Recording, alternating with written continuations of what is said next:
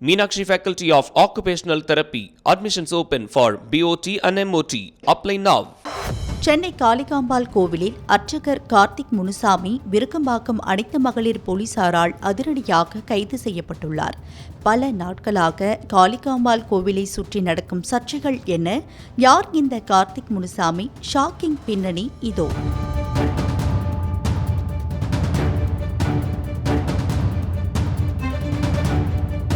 சென்னை விருக்கம்பாக்கம் அனைத்து மகளிர் காவல் நிலையத்தில் தனியார் தொலைக்காட்சியில் தொகுப்பாளராக பணிபுரியும் பெண் ஒருவர் கடந்த சில நாட்களுக்கு முன்பு புகார் ஒன்றை அளித்திருந்தார். அந்த புகாரில் சென்னை மண்ணடியில் உள்ள பிரபல காளிகாம்பாள் கோவிலுக்கு செல்லும் போது அந்த கோவிலின் அர்ச்சகர் கார்த்திக் முனுசாமி என்பவருடன் பழக்கம் ஏற்பட்டதாகவும் அது நட்பாக மாறியதாகவும் அந்த பெண் தெரிவித்துள்ளார்.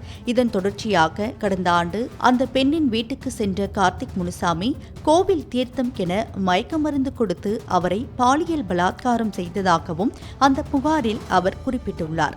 இதனையடுத்து அடுத்த சில நாட்களில் வீட்டிலேயே தாலி கட்டிவிட்டு விரைவில் பிரம்மாண்டமாக திருமணம் செய்து கொள்கிறேன் என கார்த்திக் முனுசாமி கூறியதாகவும் அதனை நம்பி கணவன் மனைவி போல வாழ்ந்ததாகவும் அந்த பெண் புகாரில் தெரிவித்துள்ளார். அதோடு ஆபாச படங்களில் வருவது போல நடந்து கொள்ள சொல்லி கட்டாயப்படுத்தியதாகவும் அப்படி நடந்து கொள்ளவிட்டால் அடித்து துன்புறுத்தியதாகவும் பாதிக்கப்பட்ட பெண் தொகுப்பாளர் கூறியுள்ளார். இதன் தொடர்ச்சியாக கர்ப்பமான தன்னை வலுக்கட்டாயப்படுத்தி குழந்தையை கலைக்க செய்ததாகவும் எழுதியுள்ளார். இந்த புகார் தொடர்பாக விருக்கம்பாக்கம் அனைத்து மகளிர் காவல் நிலைய போலீசார் வழக்கு பதிவு செய்து விசாரணை நடத்தி வந்தனர். கொலை மிரட்டல், தகவல் தொழில்நுட்பத்தை தவறாக பயன்படுத்துதல், நம்பிக்கை மோசடி, பெண்ணை மானபங்கம் படுத்துதல் உள்ளிட்ட 6 சட்டப்பிரிவின் கீழ் கார்த்திக் முனுசாமி மீது வழக்கு பதிவு செய்யப்பட்டது. இதனையடுத்து கார்த்திக் முனுசாமி தலைமறைவாக இருந்து வந்தார். இந்த நிலையில் அவரை விருக்கம்பாக்கம் மகளிர் போலீசார் கைது செய்துள்ளனர். ஏற்கனவே இந்த விவகாரத்தில் தொடர்பு உள்ளதாக கூறப்பட்ட கோவிலில் உடன் பணிபுரியும் நபர்களுக்கு சம்மன் அனுப்பி போலீசார் விசாரணை மேற்கொண்டு வருகின்றனர். மேலும் தற்போது கைது செய்யப்பட்டுள்ள கார்த்திக் முனுசாமியை விருக்கம்பாக்கம் காவல் நிலையத்தில் வைத்து தொடர்ந்து போலீசார் விசாரணை மேற்கொண்டு வருகின்றனர். இந்த பெண் கொடுத்த புகாரில் வேறு யாருக்காவது தொடர்பு இருக்கிறதா என்பது குறித்தும் கார்த்திக் முனுசாமி இதேபோன்று வேறு பெண்களை ஏமாற்றி உள்ளாரா என்ற கோணத்திலும் போலீசார் அவரிடம் விசாரணை நடத்தி வருகின்றனர்.